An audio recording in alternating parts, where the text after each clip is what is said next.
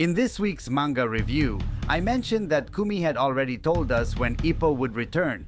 Many of you asked me to make a video explaining when that happened because you didn't remember it. So, here it is.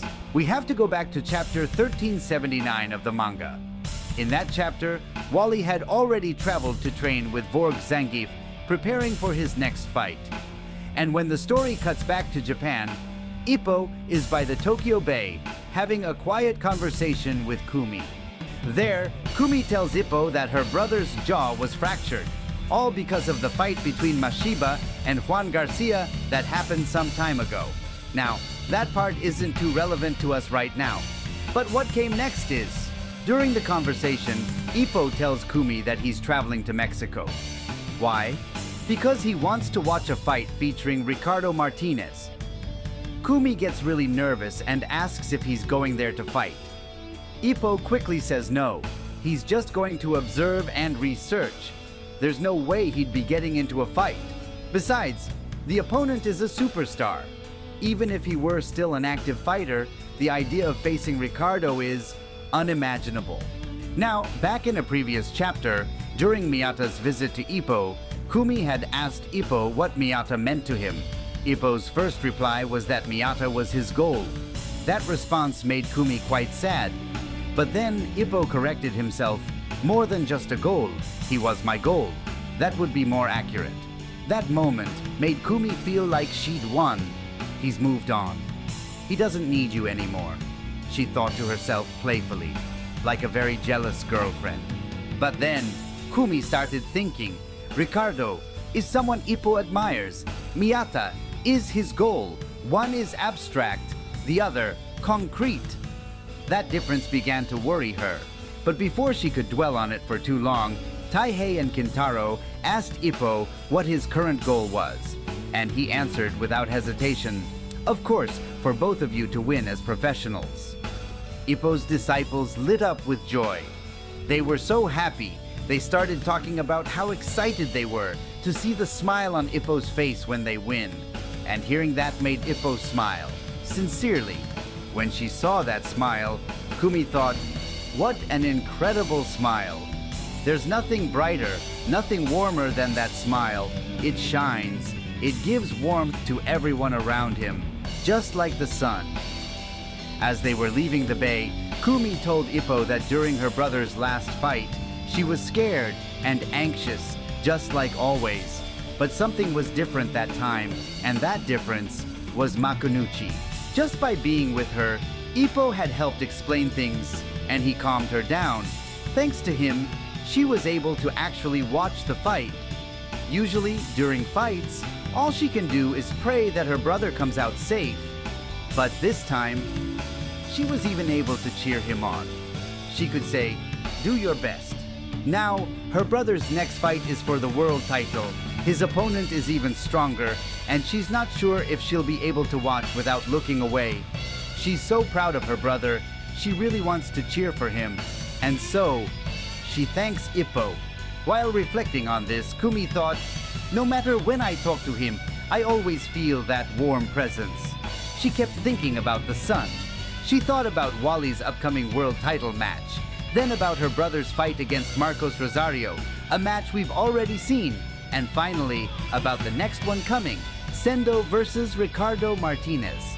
Looking at all these shining stars, fighters Ippo had once exchanged blows with, she wondered, would this excite him? What kind of feeling would awaken in Ippo as he watches all of this unfold? Because right now, he's the only one who seems stuck. She kept wondering if Ippo still felt the same way, but she stopped herself. No, I don't want to think about that. I want to believe it's impossible. But if he really is the sun, then no matter how long he hides, the sun always rises again. Those were Kumi's words, and through them, she made it clear.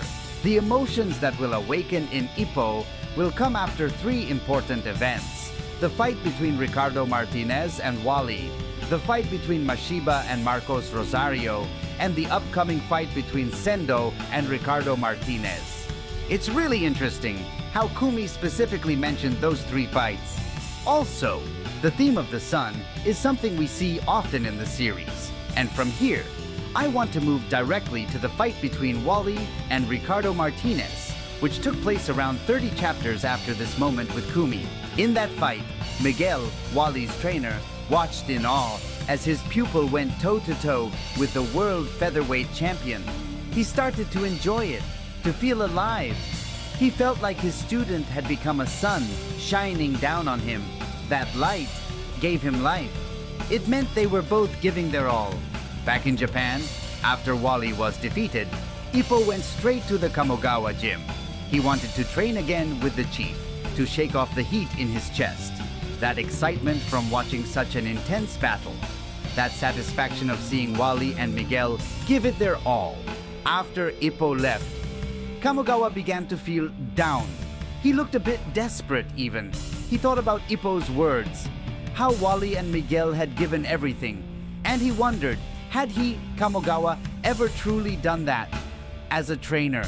Of course he was thinking about his relationship with Ippo, and this reinforces that idea, that Ippo is the sun, not just for Kumi, not just for his disciples, but also for his trainer, Genji Kamogawa, a man who needs that light to get better, to feel alive again, to escape the dark hole he's currently in.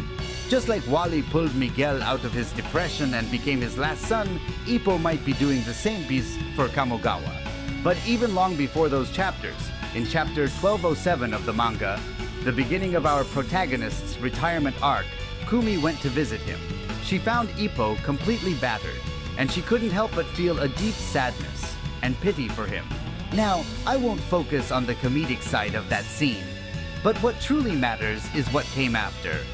Ippo ends up walking away from his own home, leaving Kumi alone with his mother, Hiroko.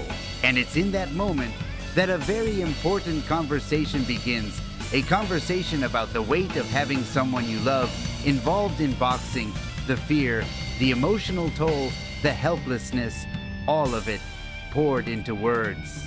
But Hiroko was a very wise woman, and she wasn't about to play along with Kumi's fears. She calmly explained, worrying is part of the risk that comes with any adventure. You go out into the world, you change, you fall, you feel, and in that way, you stand up again.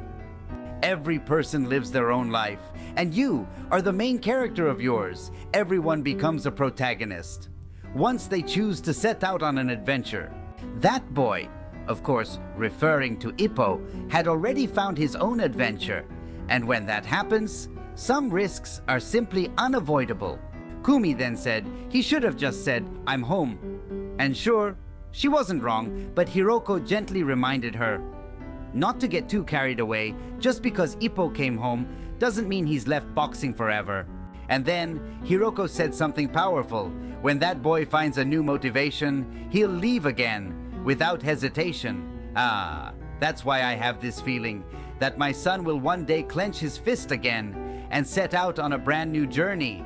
The narrator adds one final thought. Once that quiet love settles, the wind will rise again. And that's all for today. Just a recap video. I hope you enjoyed it. Don't forget to subscribe for more Ippo content. This video was kind of a surprise. I wasn't planning to upload it this week, but still, stick around, because some very exciting videos are coming soon. Good night, champ.